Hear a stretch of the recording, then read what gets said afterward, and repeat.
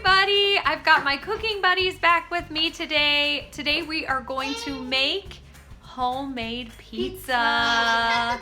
And what we're really gonna focus on right now is making the homemade pizza dough.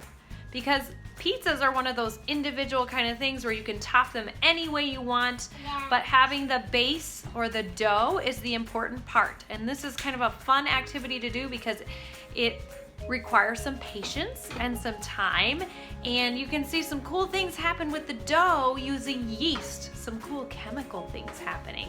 Okay.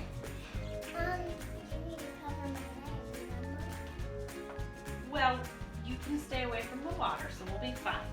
Okay, so Theo, I'm going to show this to the camera, and I want you to name some of the things that are on the table. What tools do we need to make homemade pizza dough? A bowl, a bowl, measuring cups, a mixer attachments.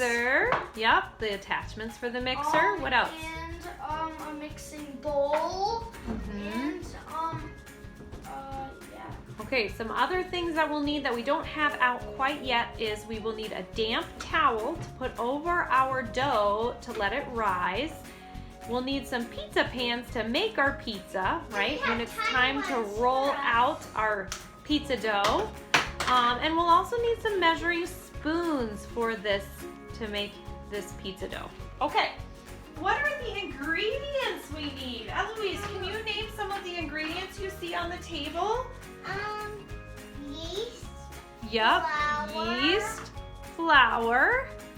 We'll need some, actually olive oil is the fat we'll be using. And we'll need some warm water because the warm water mixes with the yeast and the olive oil at first to get it activated, and then we mix in our flour. So we're gonna pause the video now. We're gonna measure out our ingredients, and I'm gonna show you how to do that. Okay, so in our mixer, we have put in some warm water, some yeast, and some olive oil. And all we're gonna do is just mix that in together just for a minute. Make sure it's kind of all mixed around. And now we're gonna measure out some flour and some salt to add to it. Okay, so now what we're gonna do, we have 3½ cups of flour and 1½ teaspoons of salt in our mixer. I'm gonna turn this on, get it going, start to moisten a little bit.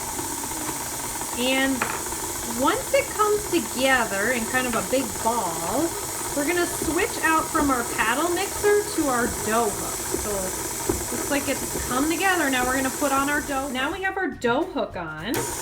So all we do is we let this knead for 4 minutes, and the dough is supposed to be kind of stretchy and elastic by the time it's done. You might need to kind of scrape in the dough into the middle to be sure the dough hook gets it.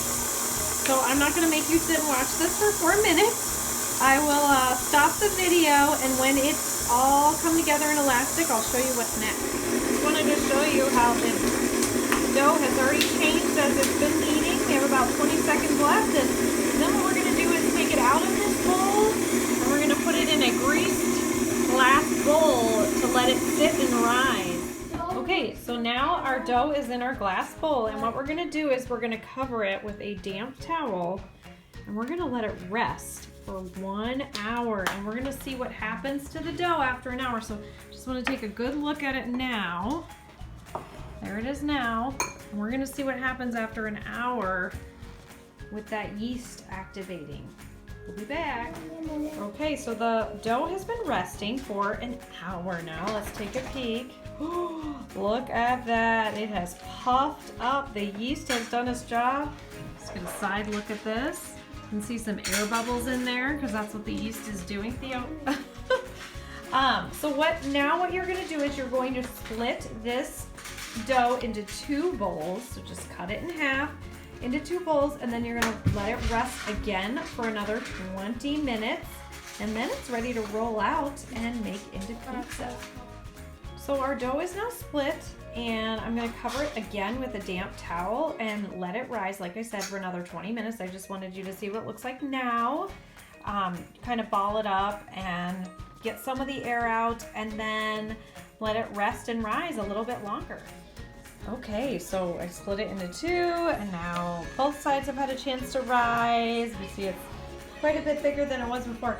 And now the next step is to roll it out and do some baking of the dough. So I do like to bake it a little bit and then top it and then finish it off with the toppings on top.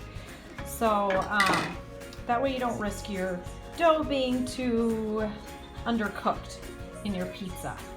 So the next step, like I said, we're gonna roll it out into some pizza pans, bake it at, I believe it's 400 degrees just to get it a little bit dried out before we then put the toppings on. So something fun you can do with cooking, you can do a sequencing activity. And what I did is I just wrote out all the steps of making the pizza dough and the pizza onto just little slips of paper. And Theo is now trying to figure out the order of everything while our crust or pizza dough kind of cools a little bit. All right, what do you got here, Theo? What's first? I got mix, knead ingredients, wait 1 hour, divide dough. Okay, but let's do it left to right. Okay. So the first step is to mix, knead ingredients. Then wait 1 hour. Then divide the dough. Then divide the dough, yeah. And shake the dough into the pan. Wait a minute, you forgot something. Oh, wait 20 minutes. Then shake the dough into the pan. Then bake the dough. Then top with favorite ingredients. Then cook with toppings. And lastly, finally, enjoy. Yes, excellent sequencing. And now here are our toppings. Pizza sauce, cheese, pepperoni, and different vegetables. So today we have some peppers, onions, and mushrooms. Theo, what do you like on your pizza? Pepperoni. I like pepperoni on my pizza. Awesome. I like everything on my pizza. Sauce, mushrooms, peppers, onions, pepperoni, and cheese, all on my pizza. We'll show you when the pizzas are done.